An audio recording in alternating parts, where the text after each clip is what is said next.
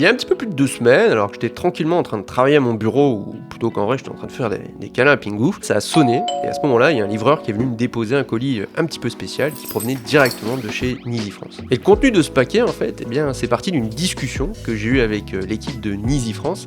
Et en fait, chez Nizi, ils m'ont proposé de tester des objectifs et non pas des filtres ou divers accessoires que j'ai déjà pu tester chez la marque. Et c'est vrai qu'en tant qu'ambassadeur de Nizi, j'ai testé la plupart des équipements que la marque propose.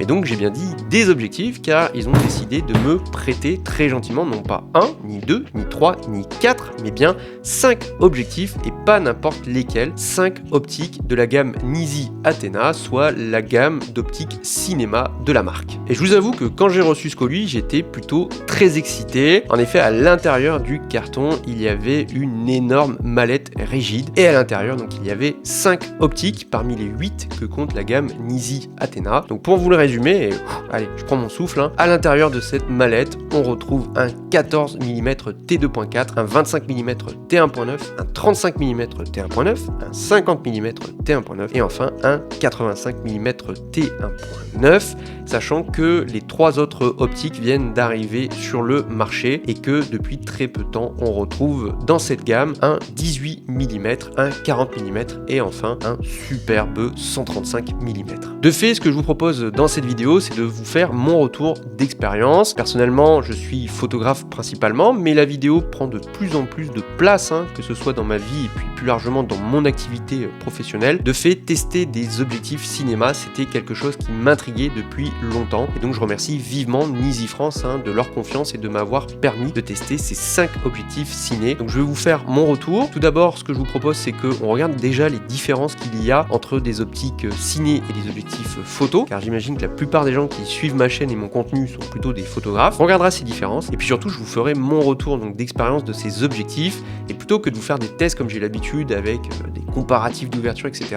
Non, là je vais me concentrer surtout sur l'image. Je pense que les séquences parleront d'elles-mêmes pour comprendre l'intérêt de ce type d'objectif. Donc tout d'abord, pour commencer, il faut déjà regarder quelles sont les différences entre ces objectifs typés cinéma et les objectifs photo que personnellement j'ai l'habitude d'utiliser. Alors la première, tout d'abord, si vous avez bien écouté, vous avez remarqué que j'ai donné les caractéristiques de ces objectifs, la plage focale, mais aussi l'ouverture. Et cette ouverture, vous avez vu, je n'ai pas dit f par exemple 2.4 ou f 1.9, mais j'ai bien dit t2.4 et t1.9. Mais alors, pourquoi est-ce que en vidéo, on parle d'ouverture en T et pas en F? Eh bien parce que traditionnellement et depuis longtemps, les vidéastes n'utilisent pas la valeur F.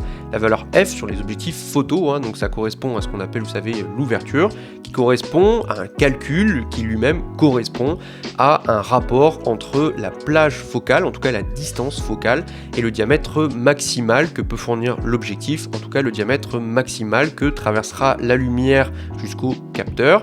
Cependant, en vidéo, on n'utilise pas du tout cette valeur-là, mais on utilise ce qu'on appelle le facteur de transmission, qui, pour le résumer, en fait, correspond à la quantité de lumière réelle qui arrive sur le capteur, ce qui n'est pas le cas de la valeur F que l'on utilise pour nos objectifs en photo. Car en effet, un objectif, par exemple f2 et un objectif t2, n'ont pas la même quantité de lumière qui va les traverser. Et donc, si on compare un objectif f2 et un objectif t2, eh bien, tout simplement, l'objectif t2 fera rentrer plus de lumière, car à nouveau, la valeur T désigne la quantité de lumière réelle qui arrive au capteur, car dans un objectif, ce qu'il faut bien comprendre, c'est que entre l'entrée et la sortie de l'optique, il y a une perte de lumière qui est normale et qui est due en fait à ce qu'on appelle au niveau de transmittance d'un objectif, car la lumière, quand elle traverse le verre, il y a une petite quantité qui en fait n'arrive pas au bout à cause de la réflexion, de la diffraction, etc. Donc pour vous en convaincre, ce que j'ai fait, c'est que j'ai fait un petit test. J'ai mis les mêmes paramètres de prise de vue sur 2 optiques, une optique Nizi Athena cinéma, en l'occurrence le 85 mm t 1.9, et ensuite mon Sony 70-200 2.8 GM2 qui est bien une optique photo. Et donc ce que j'ai fait, c'est que j'ai mis le Nizi Athena à t2.8 et ensuite j'ai mis le 70-200 à f2.8, et quand on regarde les deux images, eh bien ce que l'on remarque, c'est que le Sony est plus sombre, car en effet, eh bien cette valeur 2.8 ne prend pas en compte la quantité de lumière qui est perdue, contrairement au t2.8 qui à nouveau représente la valeur réelle de lumière qui arrive sur le capteur. De fait, je pense que vous remarquez aussi la différence différence de qualité d'image, ça on en reparlera aussi tout à l'heure parce qu'on n'a pas tout à fait les mêmes rendus, mais on va parler d'ici là d'autres différences entre ces optiques photo et nos optiques vidéo. Car parmi ce qui différencie ces optiques ciné des optiques photo, eh bien il y a tout ce qui touche à l'ergonomie. Ici sur ces optiques Nisi Athena, on retrouve deux bagues, une bague de mise au point manuelle et une bague d'ouverture. Car oui, j'ai dit le mot manuel, ces optiques ne sont pas dotées d'un système de motorisation, on ne pourra pas utiliser la motorisation autofocus, donc il faut faire la mise au point manuellement. Et là, je vous avoue que moi, en tant que photographe qui ai l'habitude d'utiliser notamment l'autofocus de mon Sony Alpha 7 IV pour faire la mise au point automatique, notamment en vidéo, c'était un petit peu touchy et je flippais un petit peu au départ de devoir me reposer exclusivement sur la mise au point manuelle. Mais assez rapidement, mes doutes ont été dissipés et pour cause, la bague de mise au point, je la trouve franchement exceptionnelle. C'est une bague mécanique, contrairement à la plupart des bagues aujourd'hui électroniques de nos objectifs photo. Et donc cette bague, elle a déjà une course de 300 degrés, donc on va dire un niveau de rotation qui est exceptionnel et surtout elle a un niveau de rigidité que je trouve parfait, donc entre une forme de douceur et de rigidité. Donc ça tourne très longuement et surtout avec, je trouve, une rigidité parfaite. Et par ailleurs, ce qui est très intéressant, mais ça c'est propre à l'ensemble de l'objectif, c'est qu'on a des écriteaux qui sont jaune-vert fluo sur un fond gris très foncé, ce qui nous permet d'y voir très rapidement. On a beaucoup d'indications numériques pour voir les indications de valeur et surtout puisqu'il s'agit d'une bague mécanique, on a une butée à l'infini et également une butée à la mise au point minimale. Et donc avec cette course de 300 degrés, ça nous permet très rapidement et très subtilement de trouver la bonne mise au point et surtout de faire de très belles transitions très douces. Bref, si vous avez l'habitude d'utiliser des optiques photo et que faire la mise au point manuelle c'est une tannée, sachez que sur les optiques vidéo c'est un autre monde et c'est un vrai régal. De son côté, la bague d'ouverture est elle aussi manuelle, il n'y a pas de connecteur électronique de l'optique vers le boîtier, donc on ne peut pas contrôler l'ouverture via la molette de la caméra. Cette bague, elle est assez rigide, moi je la trouve très agréable et surtout elle n'est pas cliquée pour avoir une progressivité à mesure que l'on ouvre ou ferme le diaphragme de l'optique. Par ailleurs, vous pouvez remarquer que la bague de mise au point ainsi que la bague d'ouverture sont crantées, ce qui permet d'installer facilement un système de follow focus, comme ici avec mon système automatisé de DJI qui me permet de contrôler la mise au point depuis mon gimbal. Mais parmi la différence ici la plus importante, c'est que ces optiques, moi je les ai montées donc sur mon Sony Alpha 7 IV, mais elles ne sont pas à la monture Sony E. Non, les optiques que Nisi m'a envoyées sont à la monture Arri PL, qui est donc une monture qui est sans doute la plus utilisée dans le monde de la vidéo et du cinéma. Alors ces objectifs, ils existent également en monture Sony et en monture Canon, mais ce que m'a envoyé Nisi, c'est donc la monture PL, car beaucoup de vidéastes préfèrent acheter cette monture, notamment pour la revente. Et donc comment faire pour les mettre sur mon matériel Sony? Eh bien tout simplement, Nisi m'a mis dans la mallette un adaptateur de Arri PL vers Sony E, mais également un adaptateur de Arri PL vers la monture Canon. Quand j'ai reçu ce kit, en fait, je n'avais qu'une envie, c'était de le monter sur mon Sony Alpha 7 IV, et très rapidement, j'ai compris que ces optiques étaient faites pour répondre aux besoins des vidéastes les plus exigeants. Car en effet, chez Nisi, ils ont pensé le truc jusqu'au bout, car sur les 8 optiques, il y en a 7 qui font exactement la même taille et le même poids. Donc en l'occurrence, pour le poids, je regarde mes notes, c'est 874 grammes. Alors pourquoi? Eh bien tout simplement parce que si jamais vous êtes sur un tournage et que vous voulez changer d'optique et que votre setup est monté par exemple sur un gimbal, sur un stabilisateur, eh bien le fait d'avoir des optiques de même taille et de même poids va faire que vous allez avoir le même centre de gravité et que vous n'allez pas devoir rééquilibrer le gimbal. Donc ça c'est extrêmement précieux pour gagner du temps. Donc là moi je trouve que c'est franchement exceptionnel et moi à l'usage j'ai vraiment adoré et ça m'a fait gagner énormément de temps. Je note juste rapidement que le 135 mm qui vient d'arriver dans la gamme est un petit peu plus long et ça c'est normal parce que arrive un moment où quand on gagne en longueur focale, eh bien il faut avoir cette longueur en millimètres et donc forcément l'objectif est un petit peu plus lourd car il y a plus de verre et surtout il est un petit peu plus long. Par ailleurs, toutes ces optiques sont en métal et c'est d'une qualité que je trouve remarquable, ça fait ultra premium. On se dit pas que ce sont des objectifs entre guillemets entrée de gamme, pourtant on en reparlera à la fin, mais niveau prix c'est dans ce qui est dans l'entrée de gamme, plutôt dans le monde du cinéma. Et je précise aussi que toutes ces optiques sont tropicalisées, ce qui permet de les utiliser dans des environnements compliqués. Enfin, dernière précision, à l'avant vous retrouvez donc un diamètre de filtre de 77 mm, ce qui là aussi permet d'y adapter des accessoires, des fils filtre et puis également une matbox. Et d'ailleurs Nizi m'a prêté avec donc sa matbox, la Nizi C5, et j'ai pu y mettre dedans donc deux filtres, un filtre carré, et j'ai principalement utilisé un ND64, et également Nizi m'avait fourni des filtres de la gamme Cinema, des filtres de 4 mm d'épaisseur, sont des briques de verre, et donc j'ai principalement utilisé en filtre en 4 par 5,65 notamment le Black Mist de tête, je crois que c'est le 1/4 de chez Nizi. Là aussi il y a une optique qui est un petit peu différente, c'est le 14 mm qui lui n'a pas de filetage à l'avant, et pour cause, à 14 mm on a un objectif bombé, donc de ce fait moi je ne l'ai pas utilisé, je vous le dis immédiatement, parce que ça devient très compliqué si vous n'avez pas par exemple une caméra qui est dotée de filtre ND intégré, et surtout Nizi fabrique aussi un système de filtre que l'on peut mettre à l'arrière de l'objectif, mais ne l'ayant pas eu en test, je n'ai pas pu le faire. De fait, ne pouvant pas mettre de filtre ND sur un 14 mm bombé, je vous avoue qu'en journée ça a été très difficile de pouvoir essayer cet objectif. Enfin bref, je pense que maintenant vous avez compris les principales subtilités de ces optiques, et maintenant pour vous parler notamment de la qualité d'image, plutôt que de vous faire des tests etc, je vais vous montrer en fait des images réelles. Donc je vous en avais parlé il y a de cela un petit moment, j'avais fait une vidéo d'ailleurs un petit peu backstage, et pour tester dans un premier temps ces objectifs, je suis allé sur la côte chez moi au Cap Blanc-Nez, et donc j'ai tourné diverses images, et donc j'avais envie de vous montrer un petit peu, notamment sur un lever de soleil, ce qu'ont ces optiques dans le ventre, notamment pour tout ce qui touche au flare, au focus breathing, etc. Donc plutôt que 1000 mots, je propose de vous laisser regarder les images. Petite précision avant que vous regardiez ces images, les plans que vous allez voir ont été tournés donc au Sony Alpha 7 IV en 4K codé en 422 10 bits, le tout en S-Log 3, et ensuite repassé en Rec 709 et étalonné directement dans DaVinci Resolve Studio.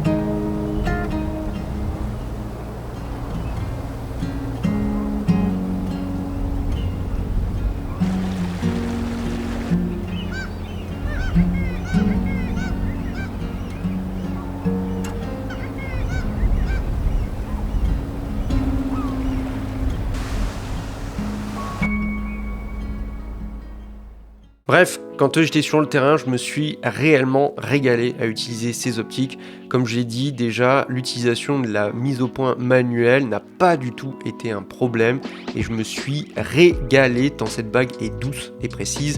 Et ensuite j'ai été frappé par la qualité d'image couplée avec le Sony, ça fait pour moi ce que j'appelle des chocs à pic. C'est là où je me suis rendu compte que ces optiques avaient un rendu très différent. Au niveau de la qualité d'image, moi je trouve ça exceptionnel. Les optiques ciné n'ont pas du tout le même type de rendu que les optiques photo. Sur les optiques photo, on attend toujours que ce soit très piqué, etc. Sur les optiques ciné, on attend quelque chose de beaucoup plus doux, et les vidéastes aiment bien que l'image soit plus douce.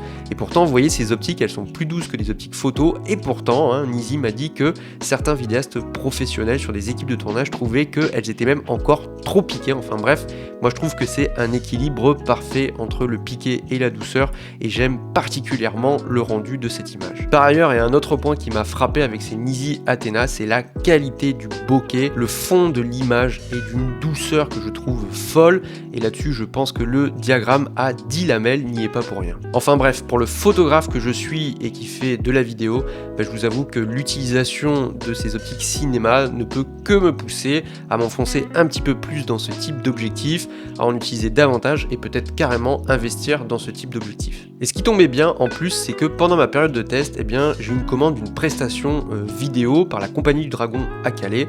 Et donc, j'ai voulu essayer ces Nisi Athena. Et là, en plus, il y avait toutes les conditions idéales pour tester en profondeur ces optiques.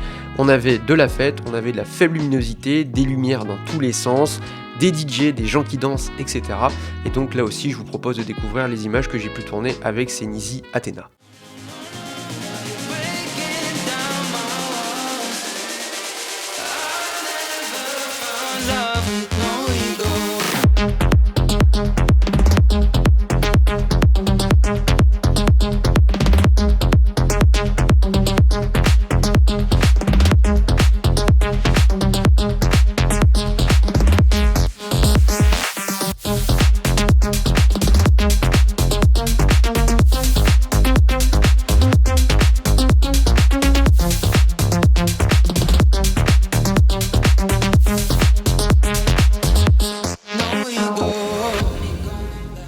Bref, au moment où je tourne ces images, eh bien, il est temps pour moi de renvoyer cette mallette avec grande tristesse et je vous avoue que j'ai particulièrement apprécié utiliser ces objectifs et surtout ça me fait beaucoup réfléchir à l'avenir de savoir si je ne devrais pas investir dans ce type d'optique. Car comme je vous ai dit, la vidéo prend de plus en plus de place dans ma vie professionnelle et c'est vrai que les optiques photos c'est très bien, c'est très polyvalent et franchement ça fait le job, mais je me suis rendu compte qu'avec ces optiques ciné, au-delà d'avoir une qualité d'image qui est franchement singulière et ultra qualitative, on a aussi une ergonomie qui est particulièrement intéressante et j'ai vraiment apprécié travailler avec ces optiques. Par ailleurs, et dans un milieu professionnel il faut forcément parler de prix, moi ce qui me frappe par rapport à la qualité de ces optiques, c'est que d'un point de vue tarifaire, on n'est pas sur un prix que je trouve élevé et qui est même plutôt accessible. On les trouve entre 1318 et 1498 € pour chaque optique. Alors vous allez me dire oui c'est un budget, mais en même temps on parle d'optique cinéma et quand on voit le prix du matériel dans le monde du cinéma et particulièrement des objectifs, eh bien on se rend compte qu'on est sur une tranche plutôt basse. Pour autant, moi je trouve que ces optiques, d'un point de vue qualité d'image, etc., sont vraiment mais alors très intéressantes.